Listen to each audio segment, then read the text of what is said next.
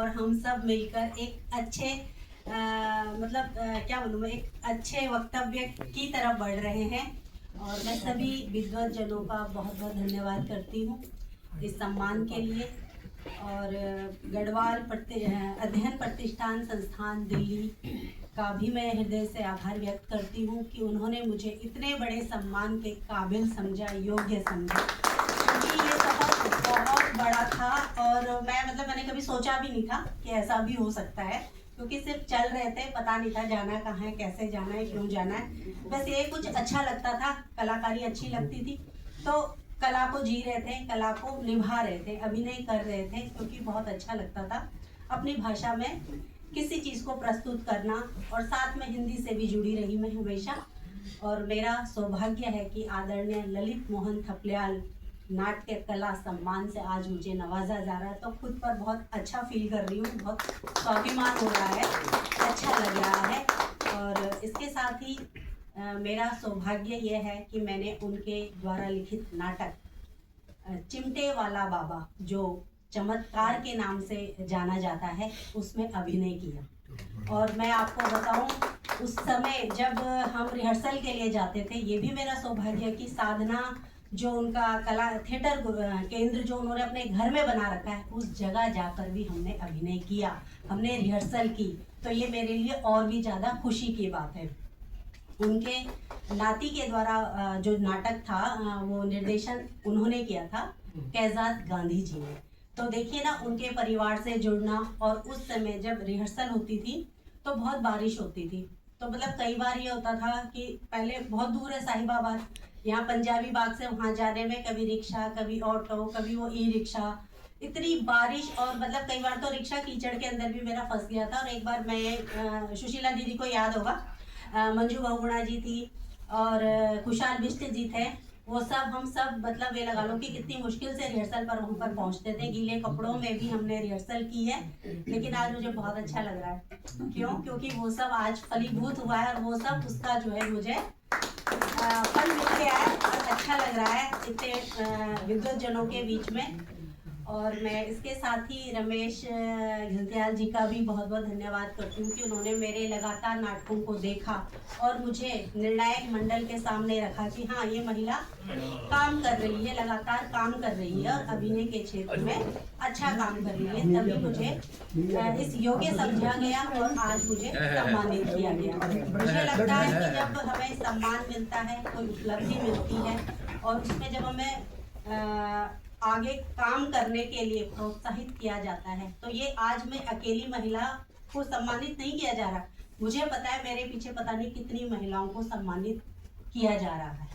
क्योंकि शायद कई महिलाओं को देखकर हमने सीखा। कुछ महिलाएं शायद यहाँ पर हमें देखकर सोचे कि हाँ, हमें अपनी कला को दबाना नहीं चाहिए, उसके लिए हमें संघर्ष करना चाहिए, परेशानियाँ होती हैं और उनसे हमें लड़ना चाहिए। इसके साथ ही मैं रमेश जी को उनके गढ़वाली उपन्यास तेरू मेरू 7 पहली जन्मा, उसके लिए बहुत बहुत शुभकामनाएं देती हूँ। और अब मैं सोच रही हूँ कि थोड़ी सी कविताएं सुना दूँ आपको। तो इतना ही बोल सकती थी, बाकी मैं कविताएं सुनाती हूँ आपको।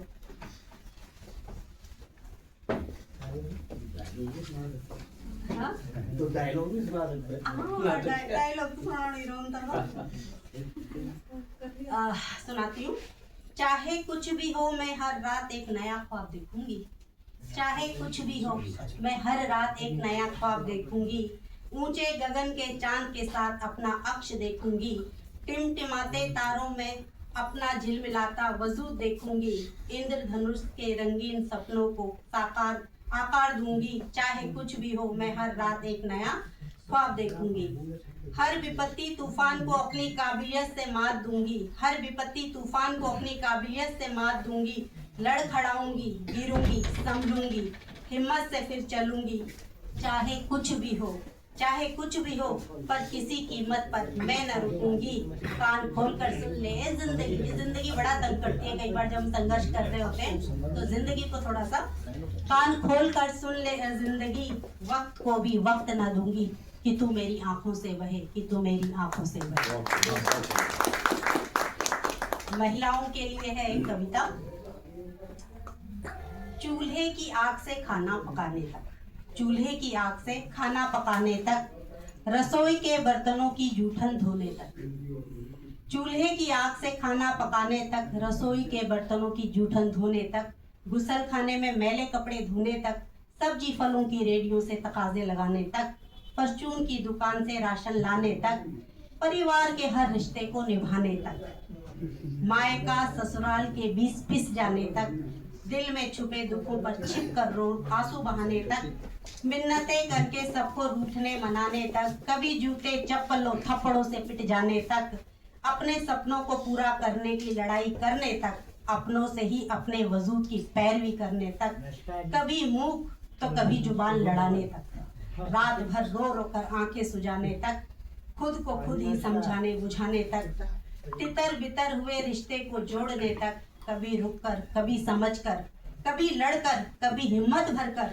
फिर से चलने तक, बस ऐसे ही युद्ध अपनी पहचान के लिए लड़ती हैं औरतें अपने मर जाने तक, अपने मर हाँ बस सुनो नहीं सुनो एक लास्ट है, लंबी नहीं है। कैसे लोग ये मेरा काव्य संग्रह है सुनो प्रियतम, उससे है, छोटी सी है। सुनो प्रियतम, सुनो प्रियतम, यूं तो बाजार भरा है रंग बिरंगी प्यारी प्यारी बिंदियों से। सुनो प्रियतम, यूं तो बाजार भरा है रंग बिरंगी प्यारी प्यारी बिंदियों से, पर मुझे लुभाती हैं काली बिंदियां, पर मुझे लुभाती हैं काली बिंदियां, मेरे माथा की आभा बढ़ाती है काली बिंदियां, मुझे बेहद भाती हैं काली बिंदियां। सुनो प्रियतम, यूं तो बाजार भरा है रंग बिरंगी प्यारी प्यारी बिंदियों से, पर न जाने क्यों प्रियतम बहुत डराते हैं ये लोग काली बिंदी लगाने से। पर मैं क्या करूं, पर मैं क्या करूं, मेरा सजीला स्वप्न हिलोरे लेता है प्रियतम काली रातों में, तुम मुझ में मैं तुम में समा जाती हूँ प्रियतम काली रातों में।